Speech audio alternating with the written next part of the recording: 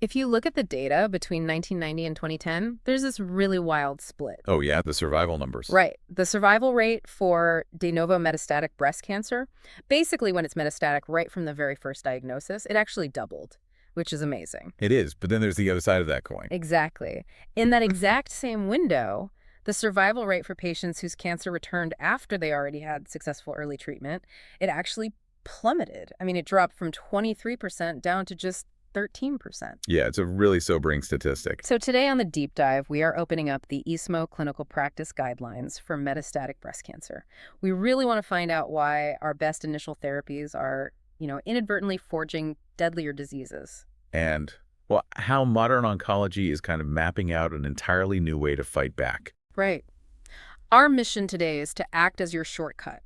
We're taking this really dense clinical manual. I mean, it's just full of trial data and shifting molecular pathways, and we're extracting the underlying biological mechanisms, the stuff you actually need to understand where the field is heading.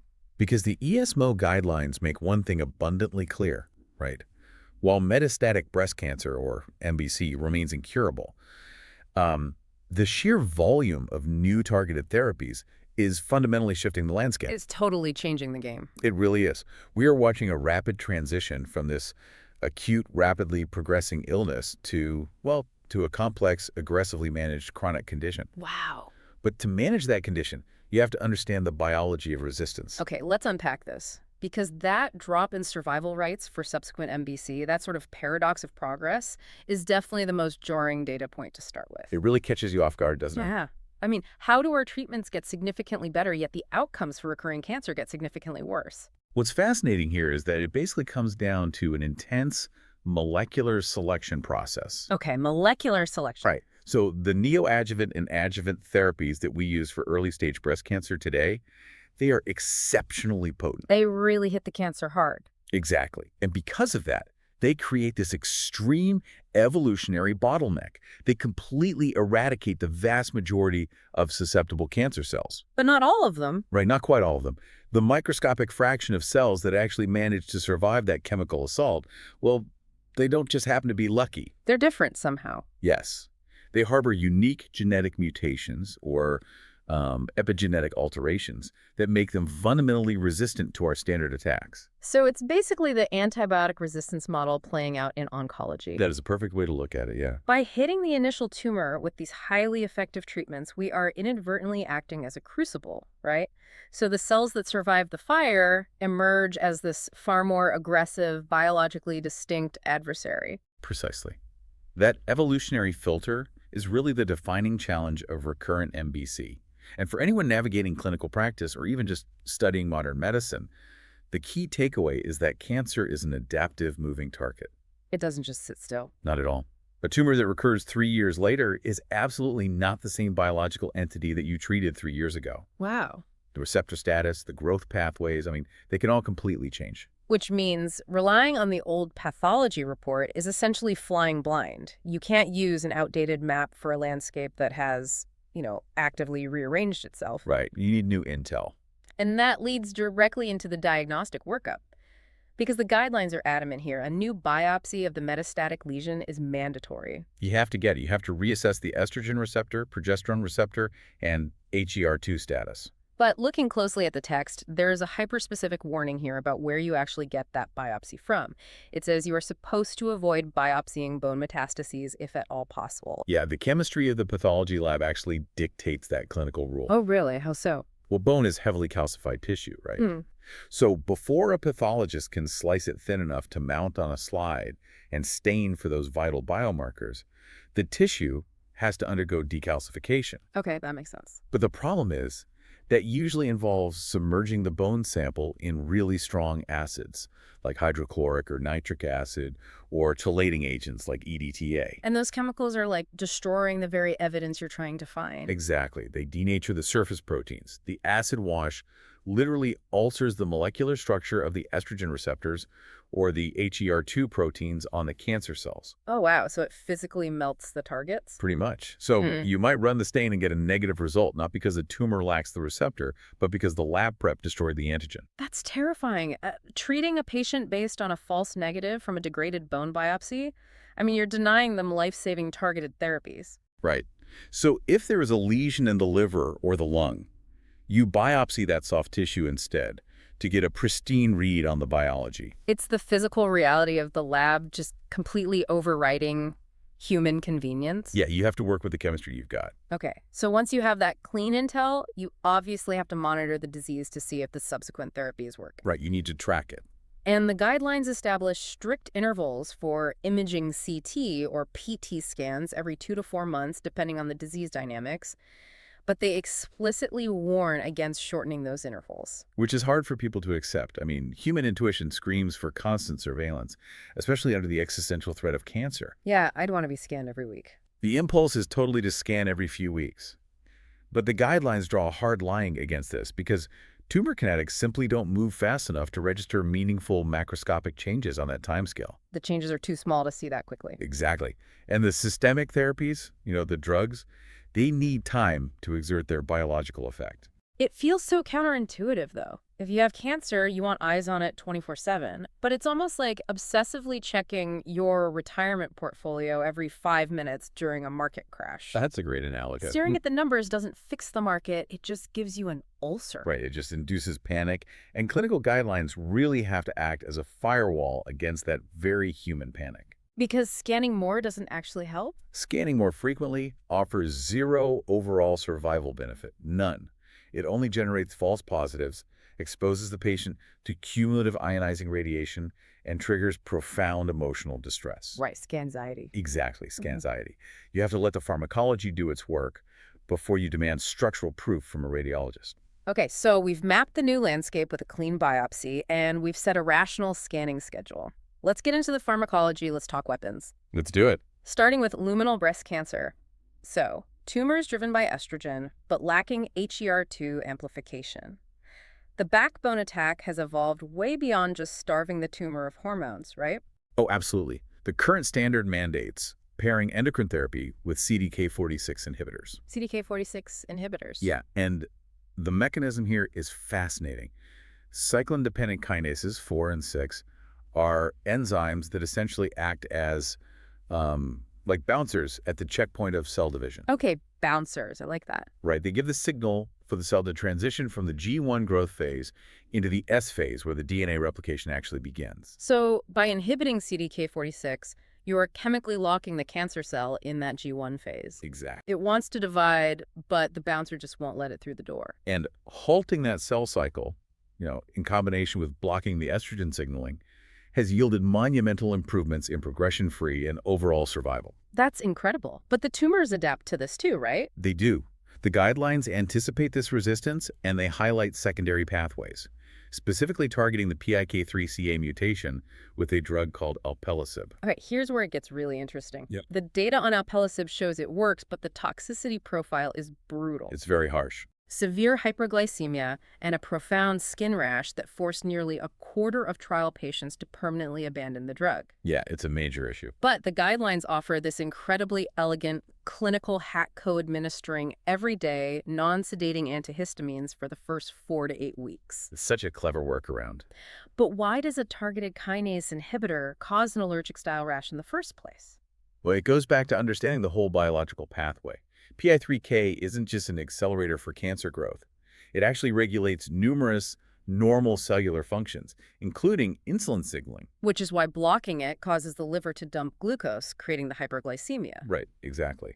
But the PI3K pathway also plays a critical role in stabilizing mast cells in your immune system. Oh, the cells responsible for releasing histamine during an allergic reaction. Yes, so by inhibiting PI3K to stop the cancer, you inadvertently remove the biological stabilizing mechanism on those mast cells. So they just freak out. Pretty much. They become highly reactive and degranulate, flooding the skin with histamine.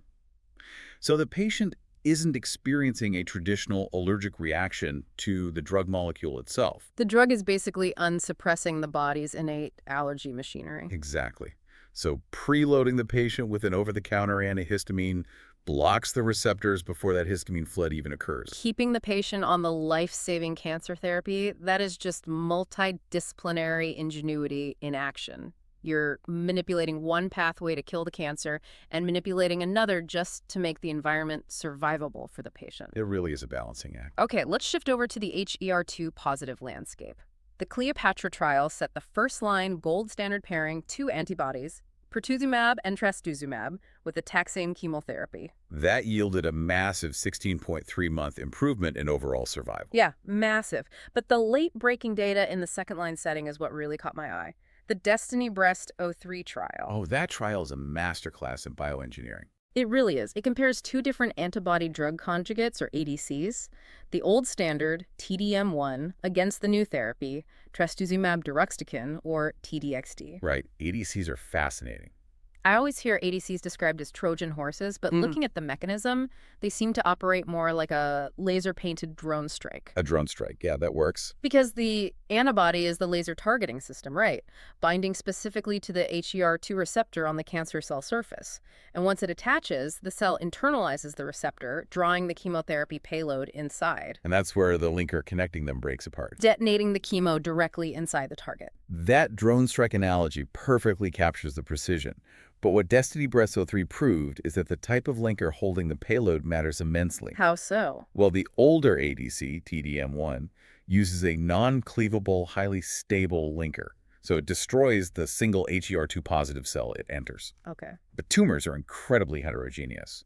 You have heavily HER2 expressing cells sitting right next to cells that barely express the protein at all. Oh, I see. So TDM1 leaves those neighboring low-expressing cells completely untouched. Exactly. So how does the new drug, TDXD, double the progression-free survival rate? Because it jumped from 34% to nearly 76% at 12 months. What is it doing differently? It leverages what we call the bystander effect. Bystander effect. Yeah. TDXD uses a cleavable linker. So once it enters the targeted HER2 cell and releases its topoisomerase inhibitor payload, that specific chemomolecule is highly membrane permeable.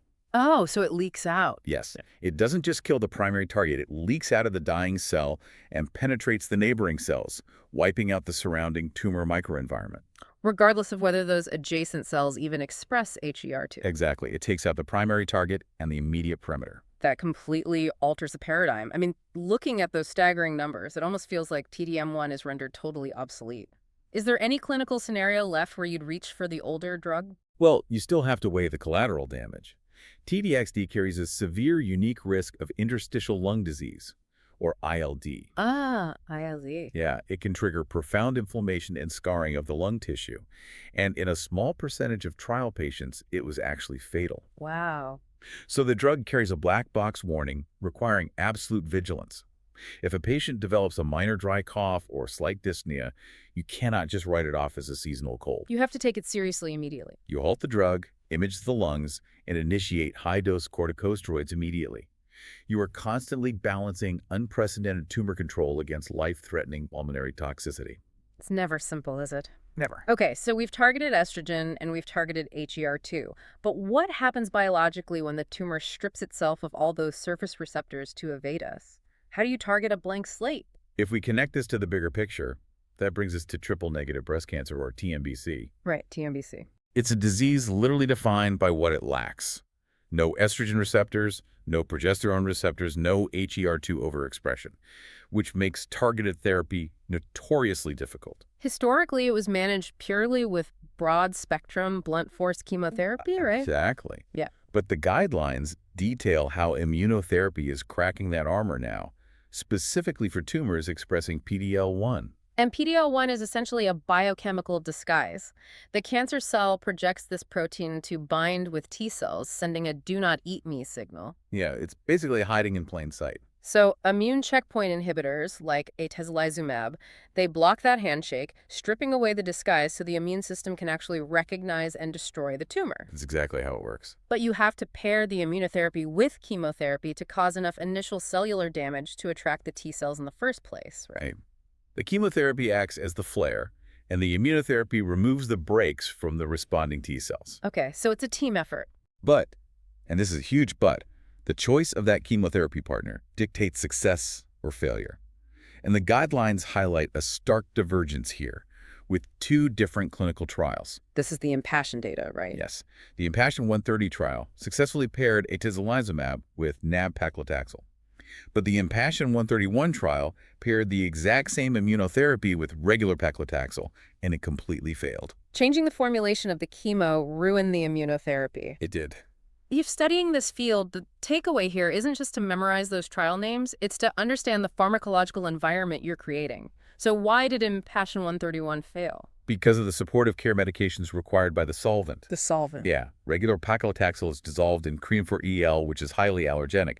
So, to prevent anaphylactic shock during the infusion, patients have to be pre-medicated with high doses of corticosteroids, Right. usually dexamethasone. Wait, and steroids are potent immunosuppressant. Exactly. They actively induce apoptosis, which is programmed cell death in lymphocytes. Oh, So you are infusing a multi-thousand-dollar checkpoint inhibitor designed specifically to unleash T cells, but you have just flooded the patient's system with a steroid that wipes out those exact same T cells. the supportive medication completely neutralizes the primary targeted therapy. That is wild. It's incredibly frustrating, yeah. Nab-paclitaxel, the one used in the successful trial, is bound to albumin. It doesn't use the harsh solvent, it doesn't require the steroid pre-medication, and therefore it allows the immune system to actually do its job. It is a phenomenal example of how interconnected these systems are. You cannot view a single drug in isolation. You really can't. All right, the final complex mechanism we need to cover is for hereditary breast cancer tumors driven by germline BRCA mutations. The guidelines strongly advocate moving away from standard chemo for these patients and utilizing PRP inhibitors, drugs like olaparib. The mechanism here relies on a concept called synthetic lethality. Synthetic lethality. Yeah. So normal human cells have multiple distinct pathways to repair damaged DNA. The BRCA genes govern the primary pathway, which is called homologous recombination. But when a patient has a BRCA mutation, that primary repair toolkit is broken. Right. So the cancer cell survives only by relying heavily on a backup repair system, which is governed by the PREP enzyme. Okay. So by introducing a PRP inhibitor, you knock out the backup toolkit. You hit the cancer cell with a double whammy of DNA repair failure. Every single time the cell tries to replicate, the DNA damage accumulates catastrophically until the cell undergoes apoptosis. It just destroys itself. Yes. But the brilliance of synthetic lethality is that the patient's normal, healthy cells, which still possess a functional copy of the BRCA gene, they can easily survive the PRP inhibitor because their primary repair pathway is still completely intact. This shift from broad-spectrum carpet bombing to synthetic lethality, it isn't just a win for progression-free survival. It completely changes the daily reality of the person taking the drug. It does. The trial data makes it clear that PRP inhibitors drastically improve health-related quality of life compared to traditional cytotoxic chemo. Quality of life is huge here. And that mention of quality of life bridges the gap between the hard molecular biology and the actual human being sitting in the examination room. That is so important. The guidelines are adamant that managing the subjective experience of the patient is just as scientifically rigorous and vital as tracking tumor markers. Like palliative care. Yes, palliative care must be integrated early. It is not hospice care. I really want to stress that. It is the aggressive management of symptoms. Right. Unrelenting pain, cachexia, severe depression. These are physiological stressors that actively compromise a patient's ability to even tolerate the targeted therapies we've discussed. Exactly. And the most striking development in this area is the formal integration of PROs, or patient-reported outcomes. I found this fascinating. The guidelines advocate for electronic tracking systems where patients log their daily fatigue, their nausea, their mood. Yeah, the patient's subjective suffering is no longer relegated to a quick conversation about bedside manner. It is codified as empirical, actionable data. So if a PRO dashboard shows a sharp spike in a patient's fatigue or dyspnea, the oncology team can intervene right away. Exactly. They can adjust the dose or, check for something like ADC-induced lung disease long before the next scheduled scan. It formalizes empathy into the clinical workflow. The patient's voice becomes a leading indicator for medical intervention. It's a huge step forward for patient care. So we've gone from the evolutionary bottlenecks of neoadjuvant therapy to the precise chemistry of decalcification, the mechanics of cell cycle bouncers and laser-guided ADCs, the delicate balance of immunotherapy and steroids, and finally, the synthetic lethality of PRP inhibitors. We covered a lot of ground today. It is an incredibly dense, continuously shifting map, but it is also a profoundly hopeful roadmap of modern scientific problem solving. Thank you to everyone for taking this deep dive with us today. This raises an important question, though. As we look at the breadth of this document, it reveals a future where cancer treatment demands hyper-specific genetic sequencing, impeccably timed biopsies, massively expensive customized ADCs, and highly nuanced multidisciplinary management. It's a lot of It resources. is. So as the science becomes incredibly personalized and complex, how will global healthcare systems adapt to ensure that this level of bespoke, meticulously tailored medical intelligence is accessible to everyone, everywhere, and not just those fortunate enough to be treated at major academic research centers? It's the ultimate challenge for the next decade of oncology. The landscape of the disease is always going to evolve. We just have to make sure every patient gets a copy of the new map.